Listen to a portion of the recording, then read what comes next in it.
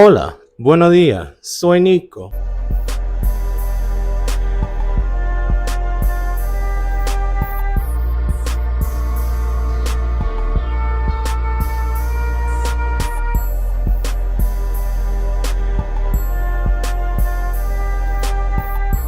And today we're here to finish off another wonderful week's worth of content. Well, yes, unfortunately, we are here to talk about something very disheartening once again.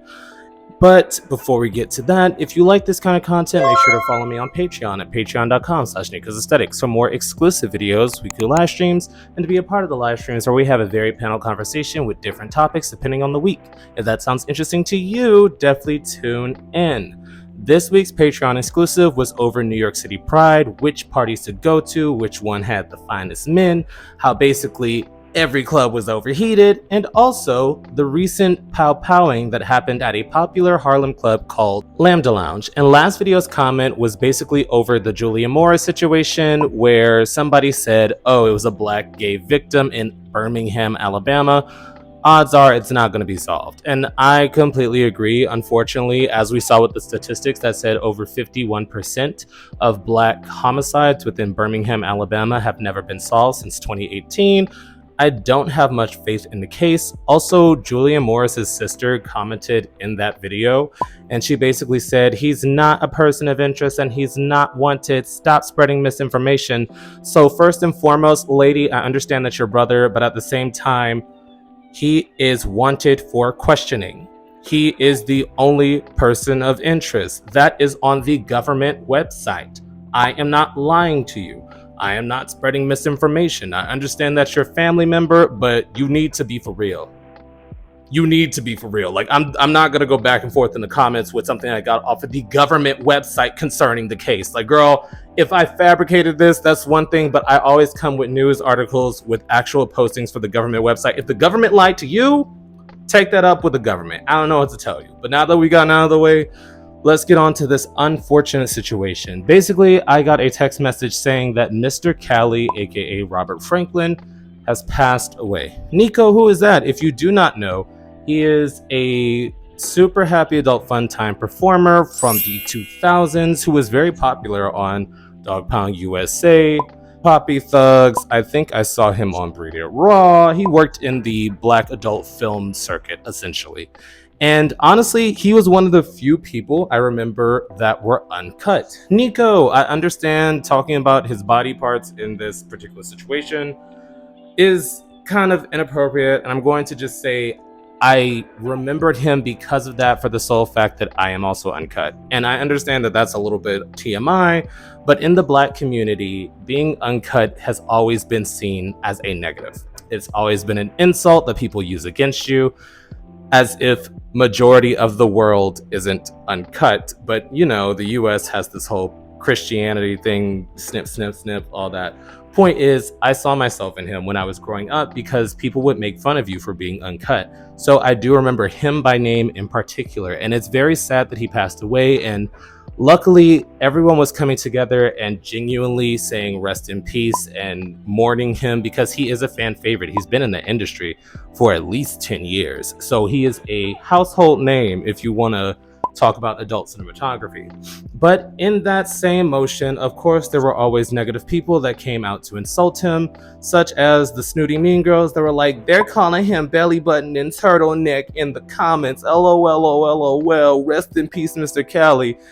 And I'm just sitting here like, first and foremost, girl, you're way too old to be trying to pick apart a dead person's body. Second of all, I went through the comments and nobody said that. You just wanted to be negative and nasty and give a backhanded rest in peace, which is unnecessary.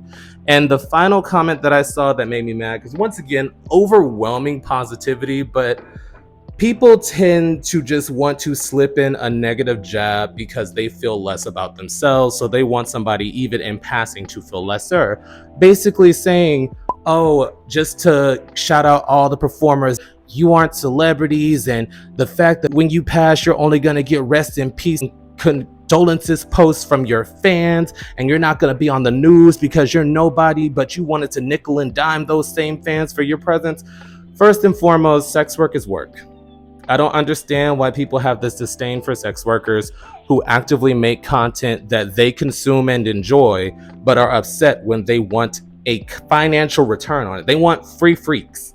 If you want a free freak, go to a freak party in your neighborhood, in your surrounding cities. If somebody is actively selling you content, is not bothering nobody, the fact that they're saying, okay, well, I clock out like any other job. After this video is made, I am a normal person and I would like to be treated like a normal person. Get over it. Get over it. It is a job. And people in the comments are like, you have very negative energy. Like, you have a dark spirit about you. Because the fact that you saw somebody pass away and said, the only thing you're going to get is a rest in peace. That is the only thing anyone gets. Nico? No, it's because unless you're like an actual mainstream celebrity, that's when you get the shrines and da da da da da. Anybody that passes away is going to get a rest in peace at most from most people. If we're being quite honest, the block is broken over this one, probably not. Most people, performer, doctor, teacher, it's like, it's a job. You're not better than anybody because of your job. Just because you wanted access to somebody who was selling a service and or product and they said you either pay or we don't interact because I don't want to interact with you under my own volition outside of work, you have to get over it. You do.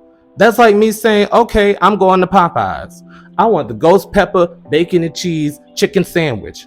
And they say, I'm sorry, we're closing down. The grill is already shut off. We meant to lock the door.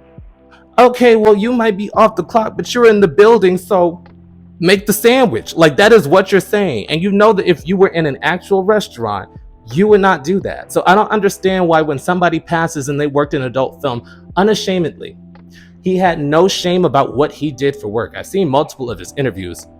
Y'all are still mad because they set the boundary of I clock out at this point and you have to accept it because I'm still a human being. That's something you got to look inside for. That's something you have to look inside for. But now that we've gotten that out of the way, I want to address one final thing. And this is going to be for the messy girls that keep tagging me in random things. It's about Raheem and Elijah. So as you all know, Elijah basically made a vague post saying that his story will be told. And he made follow-up tweets basically alluding to what was happening. And people were upset with me because I didn't run a story on it. And first and foremost, once again, I have these people's numbers. Nico, I'm not one of those bitches that goes and spreads misinformation, that goes and spreads rumors, that tells people secrets. I called Elijah.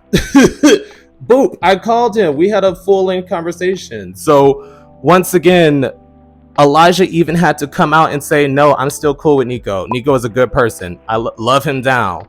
And people are still mad at me for a relationship that I was not in. I'm not in their relationship. I understand that a lot of people tend to think that just because I'm part of the harem that, oh my God, Nico, you secretly wanted to steal Elijah. Nico, you secretly wanted to steal Raheem. I'm not dating these people. I live on a different coast from the both of them. So whatever is going on in their relationship, I do not know outside of the moments we were all hanging around together. So I don't know what you want me to tell you, because like I told somebody in the comments when they're like, we're here for the Raheem and Elijah tea. Girl, unless someone makes a public statement, I don't have anything to say.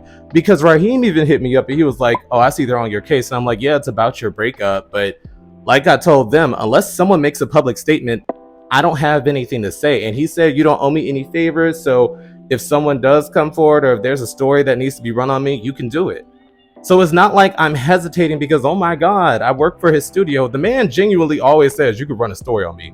It's just I rarely see any mess about him that's recent that I should talk about. So in this situation, I've talked to Elijah privately. I've told him, whenever you're ready to come out with your story, come out with your story. This is your story. This is your life. And what a lot of people need to understand, because Elijah is my friend. My friend. I know this person's government name, where they reside. I've stayed with him months at a time. Like I told him, a lot of y'all do not genuinely care about what's happening in his life.